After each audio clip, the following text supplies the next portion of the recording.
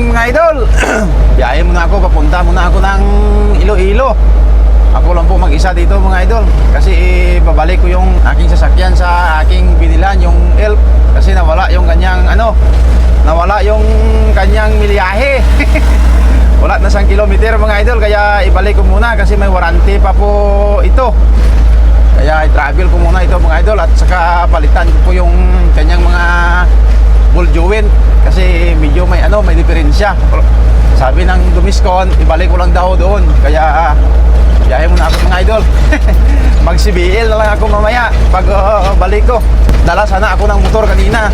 Kaya ikarga ko dito sa likod para pag uwi ko magmotor na lang ako. Kaso na-miss ko na sumakay ng CBL. Kaya CBL lang muna sakyan ko pa uwi. Kaya abangan yung mga idol, mamaya nandun ako. Biyahe muna ako ng mga 2 oras. Dito na ako ngayon sa city mga idol. Basta grabe kita yung traffic. Basta dire ka sa syudad nag-agi. Wala tayong magawa mga idol. Nagugutom na po ako sa traffic dito. Kain muna tayo dito sa restaurant.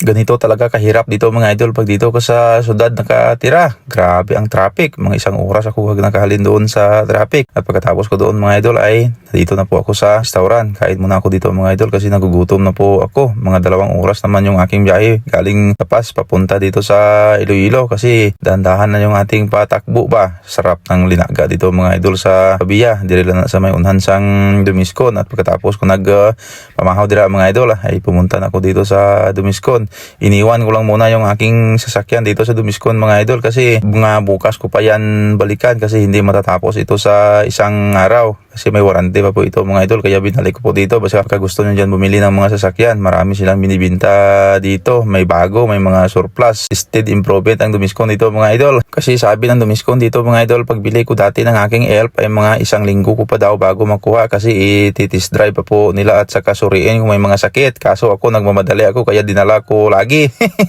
At pagkatapos ko doon mga idol, iniwan ko lang aking sasakyan doon at ubuhin ako, CBL ang aking sinakyan. At pagka umagahan mga idol ay sumakay na naman ako ng CBL kasi tumawag sa akin yung boss kahapon ng Dumiscon na okay na daw yung aking sasakyan. Tingnan natin mamaya mga idol kung ano yung pinalitan nila. At pagkatapos na namang 2 oras sa travel ay dito na po ako sa Dumiscon. At ito nga po pala yung kanilang pinalitan mga idol. Ipakita ko po sa inyo kung ano yung kanyang pinalitan. Ito na yung aking traktara. Ito, naghihintay na po sa akin. Ito nga po pala yung mekaniko na nagkayos ang ako nga salakyan diri. Amo yung mga tested improving ka mga mekaniko diri sa Dumiscon kay libre man na ilat ako. Amo ni gali ang ilang agin islad mga idol. Hindi mo kani kabalo kung ano ina kay sabi nila medyo huluwag, do maluwag-luwag na daw kaya pinalitan na lang nila ng bago tapos pinalagyan nila ng grasa. Bali 2 na kabilog ang ilang na ginislan kay nagakiwang-kiwang kung sabi ni kuya pag yan ay maluwag na, yan ang nagpalit yan. Wala naman ako ginastos dito mga idol kahit piso kasi may warranty pa po ito. Kaya okay na to mga idol. Huwag kayong maglala mga idol sa makina niya ito. Parang bago lang yan.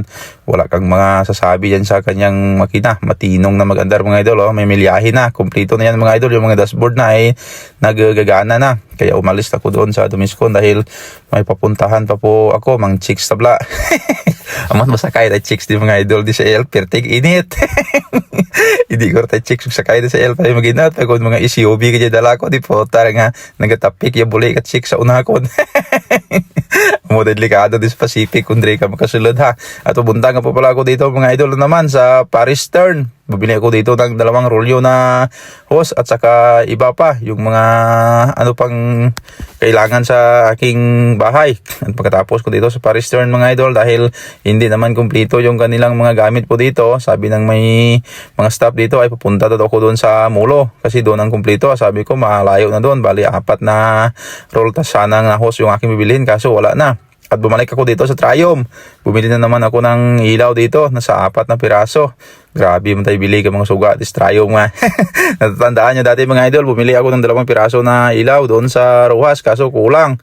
Kaya dinagdagan ko dito sa Triumph ng 2 piraso. Tig 5,000 po bawat isa. 2 piraso. Bali 4 na piraso yung binili ko dito. Tig 5,000 plus bawat isa. Tapos bumili ako ng aircon. Malapit naman mga 14k bawat isa ng aircon. Bali 2 aircon yung aking binili dito. Yung binayaran ko dito nasa 50k plus pero wala akong cash. Sagot na ni card yan. Ikaw na bahala yung card. Sana may laman ka card para hindi mo ko mapahiya dito sa Triumph.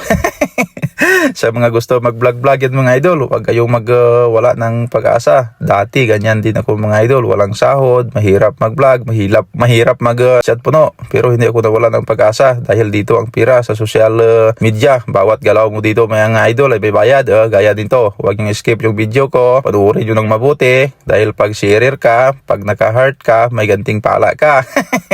Sa taga-live ko mga idol ay nagbibigay naman po ako sa inyo, pero pasensya lang po kayo kung hindi ko kayo makita. Wala na akong kasalanan dyan kasi marami kayo mga idol, libo kayo nag-PPM dito sa akin, mga tig 3 or 4 lang yung kinukuha ko. Bawat kinukuha ko dyan na binibigyan ko ay mga tig 1,500, 1,000 ang pinamimigay ko, 500. Pero kung daw mahina ka mag-share, 200 ka lang, pang tinapay mo. Okay, di ka sila. Pagkatapos dyan binili mga idol ay kinarga na nila ulit nila kuya yung aking mga dala po dito. Mas gusto nyo dyan magbagal sa mga pamalay nyo, kanto lang mo diri sa Triumph.